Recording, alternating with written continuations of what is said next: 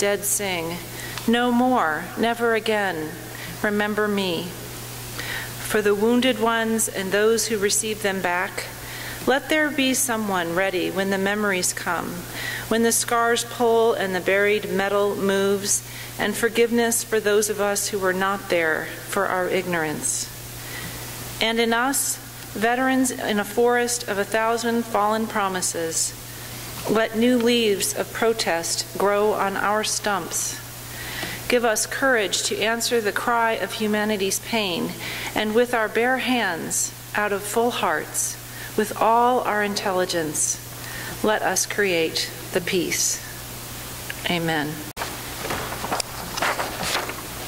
Good morning, everybody. I'm Tim Brennan. I'm the treasurer of the Unitarian Universalist Association, and it's great to be with you. Hello. Good to see you.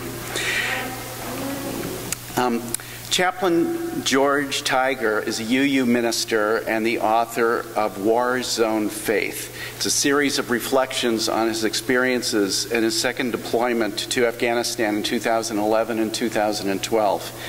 There he cared for the spiritual and religious well-being of some 1,500 soldiers as the squadron chaplain for the 1st Squadron, 10th U.S. Cavalry Regiment.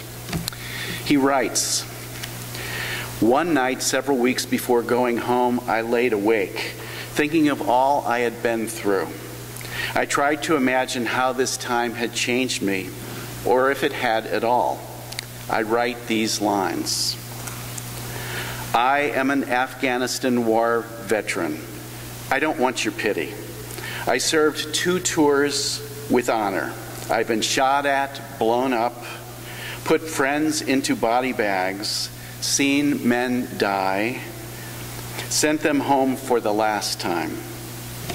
According to the popular myth, I should be a crazy, unstable, angry PTSD victim. I am none of these. The TV news says you should be careful around me. They say I need help. I will never be the same because of what the war has done to me. When you look at me, don't see a caricature. When you hear my story, don't sigh and look away. When you think of me, don't wish I had never gone to war. War has not scarred me for life. It has made me more. I am a better man than I was before. I know the value of life more intimately. I know compassion given and received. I know courage seen and lived. I know love. For it is love that kept me alive. Not bombs, not bullets, not body armor.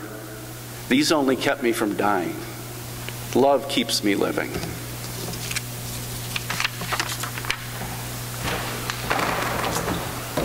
Director of Ministries was not even in my job description when I joined. It was during a General Assembly when I was seated watching a service that a chaplain in uniform sat down next to me and he said, "So I hear you're our new endorser." And I am embarrassed to say I did not know what an endorser was at the time. It turns out that I am the endorser of chaplains for the Unitarian Universalist Association, which means that I am the person who signs an official government form that says this person is fully qualified to serve as a military chaplain or a Veterans Association chaplain or as a chaplain in a hospital, hospice, and so forth. And we have 18 chaplains serving in our military in all the different branches. I work very closely with them, and it's turned out to be my new kind of congregation in the midst of such a bureaucratic position. They're my congregation that I serve now. It's interesting that coincidentally, when I was a young seminarian, I served as a chaplain intern at a VA hospital in Martinez, California. My first day there, I was surprised and intimidated because I found out that my assignment was going to be the psych ward, where I'd be the only chaplain present. I was 24 years old. My father had served in the Navy, but I had little direct experience with the military, and I certainly had no experience in the mental health field. But this was a training hospital, and I was a chaplain intern, and boom, there I was, chaplain of the day. And I had a pretty steep learning curve, I can tell you. I'm sure I seemed very naive and unsure of myself at first. In those days, though, pretty much everyone on a psych ward in a VA hospital was in a haze of Haldol. The pharmacological industry has come a long way since then. And so maybe they didn't notice my ineptitude quite as much. But it also became quickly apparent to me that I was really the only staff member whose job it was to learn the stories of the men and women around me. While everyone else was rushing around filling medications and tests and paperwork, I had time. I could take the smokers outside for a break or accompany patients who signed up for gardening therapy. I sat with patients in occupational therapy, stitching, I don't know how many leather wallets I made that summer. I'm listening in on group therapy sessions. I hung out in the patient recreation room, and I made myself simply available to have a talk or to say a prayer. And people wanted to talk. They wanted to be seen, and they wanted to share their stories. I've become convinced that the way for humanity to truly connect is to, in fact, learn one another's stories. If you're like me, it's all too easy to make assumptions about people based simply on what we see. Yet it takes time and attention and listening to truly know one another beyond any facade. Particularly at this time in our national story, uniformed officers in particular can be seen as a monolith, but each person wearing that uniform has a story. And the same can be said for people in patient gowns or particular styles of dress, kids in hoodies, men's in suits, women in tight shorts. Without thinking about it, we form snap judgments every time we see someone for their outward appearances and perhaps for the labels that we use on one another. I came up against this dynamic in myself the first time I walked into a ballroom at the Hilton Hotel in Alexandria, Virginia, for a meeting of what is called the National Conference on Ministry to the Armed Forces a little over 5 years ago. It's an organization made up of all the endorsers from all the faith traditions that have chaplains in the military. So I'm there representing the UUA. There are 200 members. There are 3 women endorsers in the entire group. Of all the other people, I would say 95% of them were white, older men in dark suits, at least over 65, 70 years old. Most of them retired Army or Navy or Air Force chaplains. And 50 to 60% of them represent fundamentalist evangelical traditions. Because being behind the barbed wire often means that our airmen, sailors, Marines, Coast Guardsmen, and soldiers don't have access to exercising their free right to expression of faith, the chaplains are there alongside of them to facilitate their spiritual expression and care. Chaplains are actually non-combatants who travel with a security guard at all times during a war zone because they don't carry a weapon themselves. They're on ships, they're in boot camps, they're in hospitals, they're on air bases, in Army installations, Coast Guard bases, all around the world. And you may be surprised to know that we Unitarian Universalists have been military chaplains since the very beginning of the military chaplain corps. In fact, the very first chaplain commissioned by George Washington for the Continental Army was William Emerson, Ralph Waldo Emerson's grandfather. And John Murray, who is the famous founder of American Universalism, also served in that chaplain corps of 20.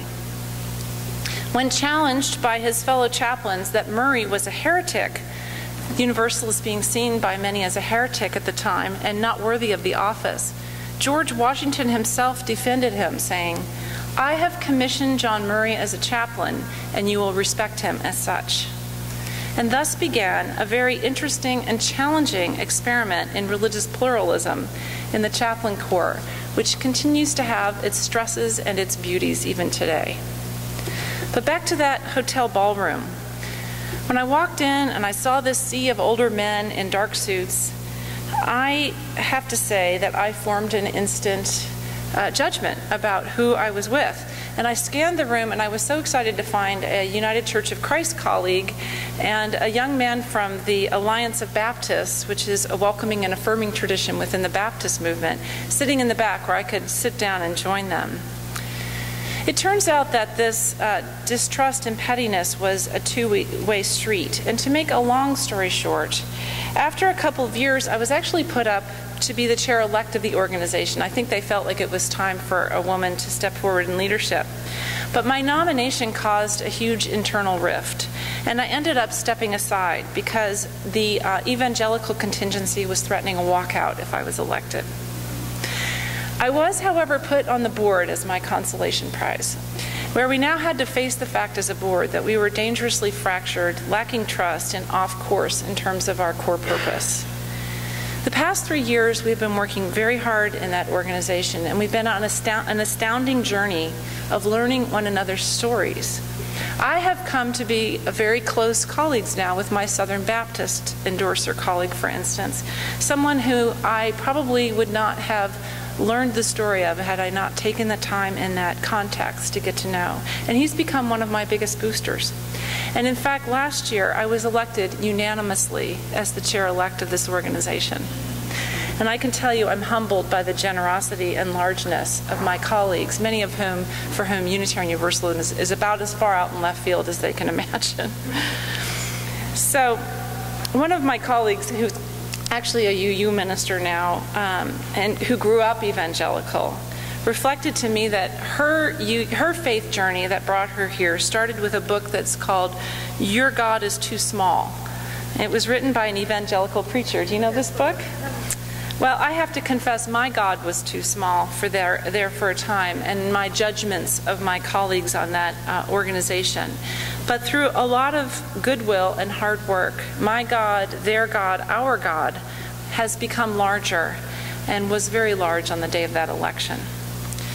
It's important that we as Unitarian Universalists stay at these kind of challenging interfaith tables and take our place. You can imagine that for our LGBTQ members of the military, it's important to have Unitarian Universalists serving in those areas as well as other welcoming traditions. But even more importantly, it's important for all of us to have a broader vision for UU military ministry that not only includes our chaplains, but includes congregations like this one, where military members, their families, and veterans can find spiritual sustenance and a sense of well-being and welcome. Just a quick check. Are there any service members here? Or anybody who's a veteran? And anybody here have family members who are currently serving in the military? Okay. And anybody have family members who are veterans? Okay. And maybe in the generations prior? It touches all of us more than we think. And for those of you who are veterans, thank you for your service. I'm going to give you a glimpse into the world of military chaplaincy through reading you a little excerpt of George Tiger's book. George is the author of the reading we heard earlier. And this is from the time when he was deployed in Kandahar, Afghanistan. Now, George is married to Jennifer. They have 3 children, and so it's been tough on his family that he's been deployed twice for over a year each time. But this piece gives a little insight to what calls George to this ministry. He writes, I rumbled down the street in the back of an MATV, which is a smaller version of a mine-resistant ambush-protected truck. Piped into my headset is a soldier's combat mix, a surreal mix of death metal and southern fried rock. The convoy commander, 23-year-old Sergeant Barley, navigates the 4 vehicles and 19 passengers through the ancient, crowded, and dangerous streets of Kandahar City, Afghanistan. There have been several IEDs found across the city in the past 72 hours. With vigilance and luck, all were found before they detonated. Still, we're prepared every time we go out to get blown up. Most of the time when this happens, the truck is mine-resistant enough to save lives. Most of the time. This is the backdrop against which I conduct my ministry every day. I'm headed to Police Substation 1. Just a week before, a suicide bomber attacked this substation, killing a young soldier and wounding 5 others. I arrived 45 minutes after the blast and helped the remainder of the platoon clean up the debris and begin putting their lives back together. I prayed over the mangled body of the soldier before he began his long trip home. I helped mop up blood from the floors and walls. I literally dug in and did the hard work of combat ministry. This was not the first dead soldier I have sent home. He was not the last. I am acutely aware that before I step foot on American soil again, there will be more. As an Army chaplain, my job is to help young men and women make sense of all this. But there are times I cannot make sense of it myself. In this place, existential questions are not philosophy discussed at coffee hour. While every human being must struggle with what it means to be human and thus to be mortal, zipping a black bag over the breathless body of a friend puts a new sense of urgency on the question of life and death. That is one of the reasons I'm here, why I became an Army chaplain, and why I rumbled down the crowded and dangerous streets of Kandahar City nearly every day. As a Unitarian Universalist, I understand there are no easy answers. Instead, I seek to engage the young men and women I meet in the struggle for human meaning. Praetorian Horse, this is Dark Horse 16. We are RPPSS1, 4 Victors, 18 packs. We've got the chaplain for you. Roger 61, send him in. Already on his way. See you next time. 16 out. I haul myself up the dusty entry road and into the now cleaned up PSS. Dropping my gear, I look around at the scene. A new building stands there now, where debris and death were not so long ago. A young soldier sees me from a distance and quickens his step to greet me. I have not seen him since I sent his friend on his final ride home. He throws his arms around me. The embrace nearly takes my breath away with its power. "Sir, I'm so glad you're here. We missed you," he says, with his arms still tight around me. In that single moment, all my questions, all my fears, all my confusion fade away. I know why I'm here, why I do what I do, and what it means to live in a broken and fragmented world. There's nothing in the world I would rather have done that day than rumble down the dirty, ancient, dangerous streets of Kandahar City, building meaning in the midst of war. So you can see why I am so moved by the ministry of our military chaplains. But I also want to share a story that shows how important our congregations are in this ministry. Kimberly Sweeney went into the military as a young 20-year-old, and this is typical age. Think about most of them are about 18 to 22 years old. And she loved it. She loved being in the Army. She loved the physicality of it. She loved the structure, and she loved the leadership opportunities. A born and raised UU, she didn't find any religious services or personnel on her base who could serve her, so she went to a nearby fellowship every week. In her unit, she was just one of 4 women, and as so often the case, she and her female colleagues experienced a tremendous amount of sexual harassment. Eating a banana, she said, became a minefield, and she felt constant pressure to do everything better, faster, and stronger just to be equal to her male colleagues. Her congregation was her one place of refuge every week, where she was treated with respect and warmth, and where she could find the spiritual strength to continue. In her words, that congregation was such an intense breath of fresh air. Here was a group of people living authentically faithful lives while they were asking those big questions with each other. I felt safe and held when I was sharing my profound grief, my joys, and my concerns. It was the only place where I was called by my first name. The message I heard every Sunday was life-changing for me.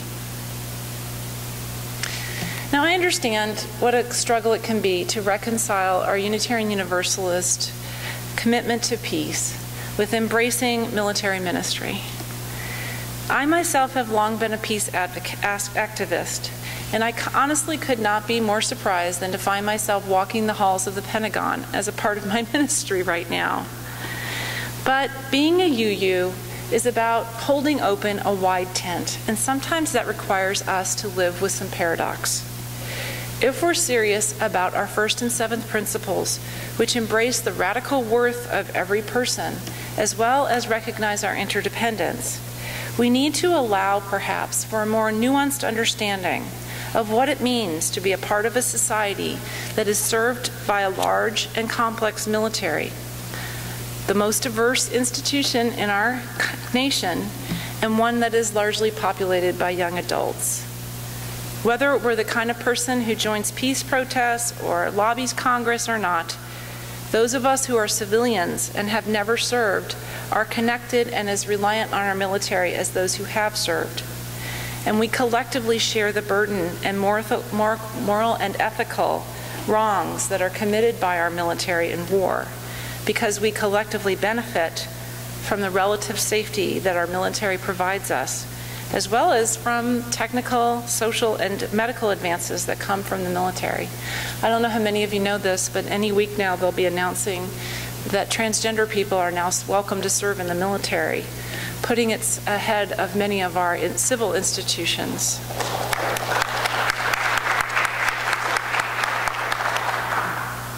The GPS that I used to guide my way here, that came from the Air Force. Many medical advances, like tremendous improvements in emergency response team capabilities and advances in the treatment of brain trauma and prosthetics and pain management, have come from our military out of dire need, of course. It is our service members, of course, and the veterans who carry the greatest direct burdens in all regards to military service. But what I'm saying here today is that we're all beyond the barbed wire. We're all connected, like it or not, to military people, and there is both richness and challenge to be found in a deeper, more mature engagement with this huge community of service members. I like to think of them as the other 1%. If we can find ways to welcome and encourage families of military members to come and be in our congregations and learn their stories, we will find richness there indeed. How many of you have ever been to our General Assembly, which is held every summer? Oh, a number of you. Okay, well, 2 years ago when we were in Providence, were any of you there? One of the military chaplains preached at the Service of the Living Tradition. Her name is Rebecca Montgomery. She's a Cradle UU, a biracial minister who serves now as both an associate parish minister and in the U.S. Army Reserves. And giving this sermon is really one of the highest honors in our ministry. Rebecca offered a very powerful reflection on what it is like to be the other in one's own religious family. And during her sermon, while most of us were at the edge of our seats, drinking in her every word, she's really very engaging and wise. One of our UUs stood up behind me and very obviously extended the middle finger of his right hand. So sometimes we have a ways to go, understanding what it is to be loving and respectful as a spiritual community, and to make room for opinions and for lives that differ for our own. It couldn't have been more ironic to me that she was bearing her heart and her witness to being other and rejected in that way, although I understand the passion of that man as well. I later received this letter from a UU veteran. Dear Reverend Lammert, thank you so much for highlighting our UU military chaplains and selecting one to preach at the Service of the Living Tradition. I didn't do that. That was our president of the association. When I joined our congregation in 1996, I was told by several people that military service was incompatible with being a good UU. As a retired Air Force officer and defense contractor, those words hurt. I and many other active duty, reserve, and retired military and veterans obviously ignored this sentiment, but it still hurts years later. Our departing minister was an Army brat and was obviously more aware of the needs of our military and retired veterans than many, and that helped. But this Service of the Living Tradition seemed to me to bring the General Assembly a long-delayed recognition of our chaplains and the often dangerous places they go to minister, and those who desperately needed that ministering. I understand the arguments about the military-industrial complex that many bring up, but how can we ignore the people in uniform, often with no real alternative and yet filled with a desire to serve? This service symbolically reconciled the UUA with us, I think. Thank you. I was also very impressed with the quality of ministry the UUA is providing and the chaplains we endorse to the armed services. Thank you for that, too. Next August, we mark an unfortunate anniversary. It'll mark 25 years of continuous war for the United States of America. Dr. Ed Tick, who's the author of The Warrior's Return, points out that during our entire history, the United States has been at peace for only 12 years, and that in the 5,600 years of recorded human history, more than 14,600 wars have been waged. The trauma of war is felt by military service members, their families, and veterans, of course, and by the innocent victims of war and those who are displaced by its ravages. But in the United States, the civilian population during this 25-year war has largely distanced itself from this trauma, especially when it comes to the invisible wounds that our soldiers bear. We send our vulnerable people to war, a disproportionate number of whom are economically disadvantaged and people of color, and we ignore the devastating consequences. This is the ecology of war's invisible wounds, writes Tick. Multitudes of disabling symptoms among millions of survivors. Instead of focusing on fixing our veterans and getting their symptoms under control, he concludes, we must ask, how can we bring our warriors home? So I'll leave you with that thought. Too many of our veterans are killing themselves because they don't know that they have a spiritual home like this that they could be a part of. I hope that you will take up the challenge of finding out each other's stories during the coffee hour and during your social events. And if you want to learn more about how to be welcoming to military members, we actually have a curriculum for this called the Bridge Builder Military Toolkit, which includes video interviews with some of our chaplains and UU veterans and service members. It's amazing what we can all learn when we come to see each other as human beings with a story to tell, a life to honor, and a spirit to respect. So blessings to you all. Namaste. And may we one day live into a greater peace in which all souls are reconciled and all people feel cherished and safe. Amen.